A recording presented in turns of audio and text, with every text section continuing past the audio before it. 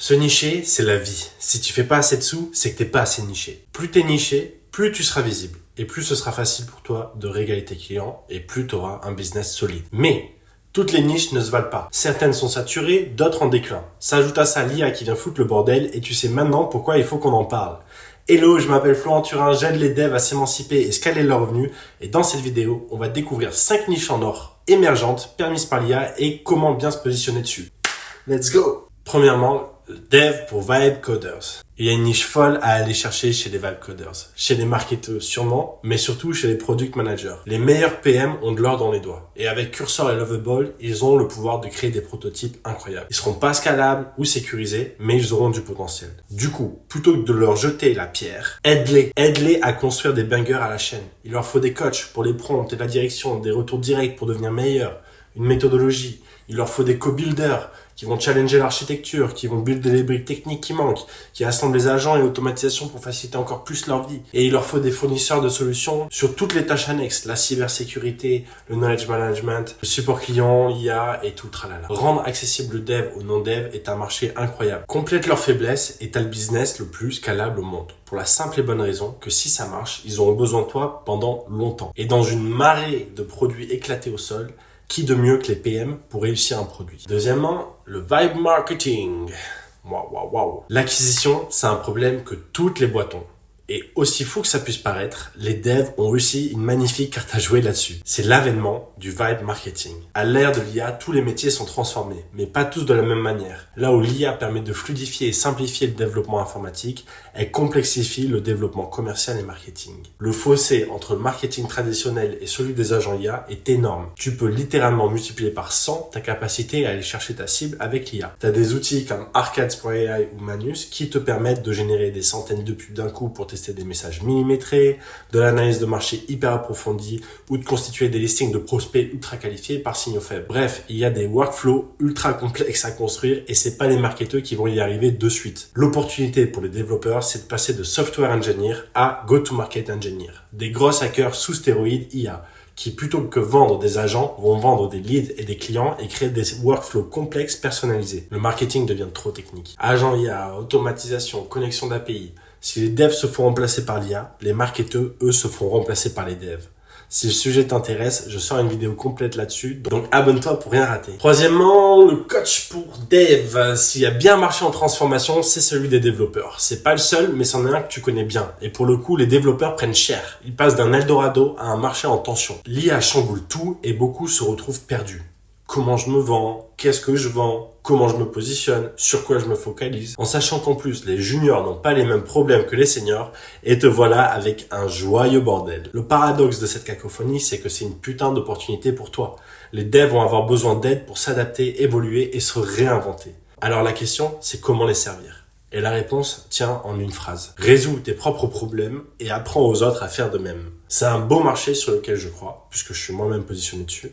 Et il y a de la place pour tous, des coachs, des formateurs, des apporteurs d'affaires, des thérapeutes et même des builders. Aide les devs à monter en compétences et rester pertinent et tu auras un beau business pour les prochaines années. Avant, il y avait des bootcamps pour apprendre à coder. Aujourd'hui, il en faudra pour apprendre aux codeurs à se vendre. 4. Agent IA pour besoins métiers. Les entreprises traditionnelles croulent sous la data et les process. C'en est presque devenu une dette informationnelle.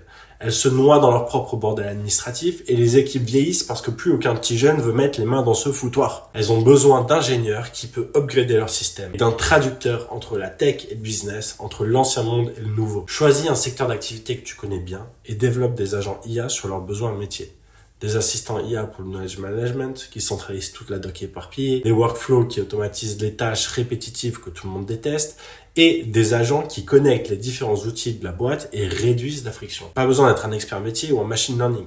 Il suffit de faire de la veille sur les meilleurs outils, s'intéresser aux besoins métiers, savoir packager des API, packager proprement la solution et déjà t'es pas trop mal. Les entreprises sont chaudes pour faire des économies. C'est juste qu'aucun dev ne présente l'opportunité des agents comme ça. Si tu fais économiser des centaines de milliers d'euros à une boîte, tu peux facturer une fraction de ces économies et tout le monde sera gagnant. Y compris les employés à qui t'enlèves des tâches à faible valeur ajoutée. Et le meilleur dans tout ça, c'est que ces agents auront besoin d'être maintenus et mis à jour. Donc, de quoi facturer du MRR facilement pour chaque nouveau client. 5e niche, n'importe quel truc chiant qui t'excite. La dernière niche en or, c'est n'importe quel truc chiant qui t'excite. Ce qui est horrible à faire pour les autres, mais où toi, t'es très bon. Par exemple, la compliance, la compta, la fiscale, l'administratif, l'optimisation, l'analytique, la logistique, le recrutement. S'il y a un truc bizarre que t'adores mais que les autres détestent, c'est là que se cache ta mine d'or. Les gens sont prêts à payer cher pour se débarrasser de ce qu'ils détestent. Et ce qui est génial avec l'IA, c'est qu'elle te permet d'automatiser 80% du travail chiant et que tu gardes les 20% qui t'amusent. Elle te permet d'innover dans des trucs hyper vieux et poussiéreux et elle te permet d'être compétitif où l'ancien monde ne l'est pas. Les niches chiantes peuvent vite devenir très fun quand t'es là pour foutre le bordel. Très rentable quand t'es là pour faire 10 fois mieux que l'existant. L'équation est simple du coup, c'est passion bizarre plus problème détesté plus agent IA, que ce soit acquisition ou besoin métier, égale business solide, rentable et scalable. J'ai ma niche, ok, je fais quoi maintenant? La première étape, c'est la valider.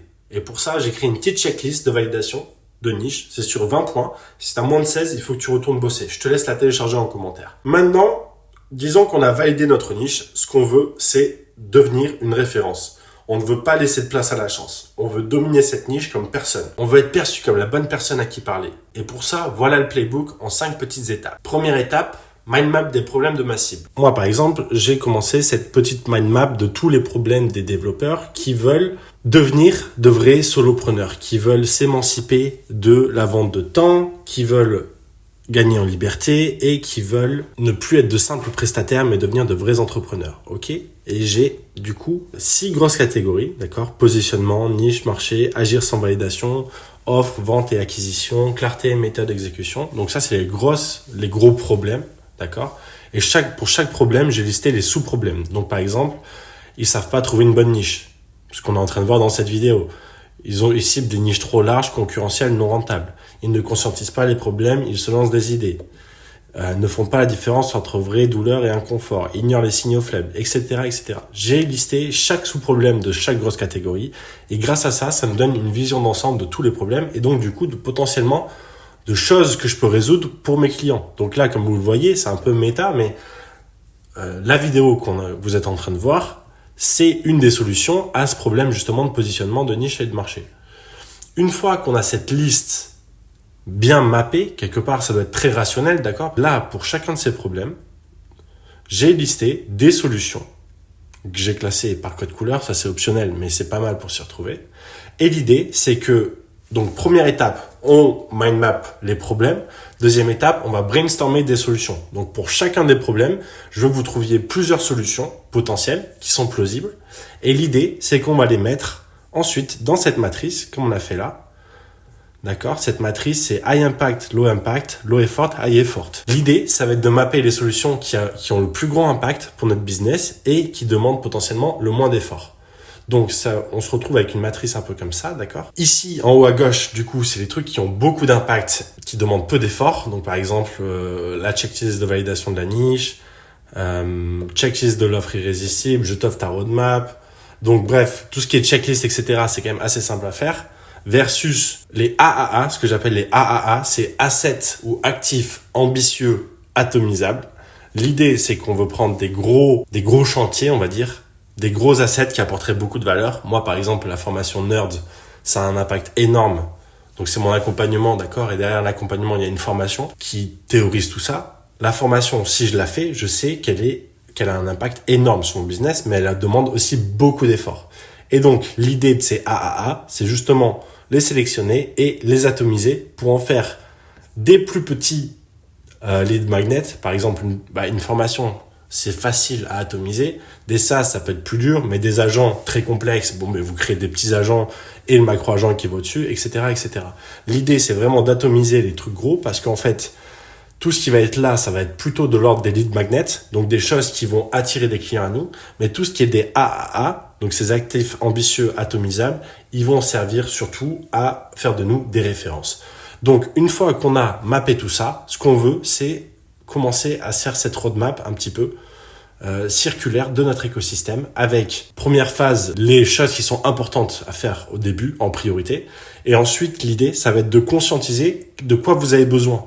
Est-ce que vous avez besoin plutôt de processus et de produits pour vous aider à délivrer, d'accord, pour vous aider à fournir la valeur à vos clients, ou est-ce que vous avez plutôt besoin de créer des lead magnets ou du contenu pour acquérir et promouvoir ce que vous faites. Et tout ça, ça nous donne une roadmap, Donc la roadmap, c'est la 4e étape. Et la 5e étape, c'est évidemment l'exécution. L'idée, c'est de se servir de ces créations pour devenir ultra visible. On va atomiser notre formation en petits posts. On va faire du building public. On va faire des posts de vente. On va distribuer des lead magnets pour chaque produit qu'on construit, etc., etc.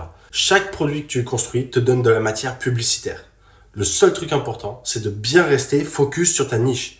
Exécute un peu chaque jour, reste focalisé à tout prix, ne dilue ni ton attention ni ta cible. Tout ce que tu fais doit servir cette vision. Documente tout, accumule autant que tu peux.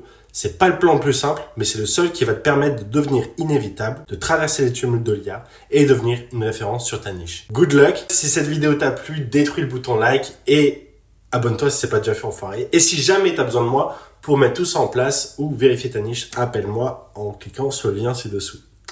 Ciao!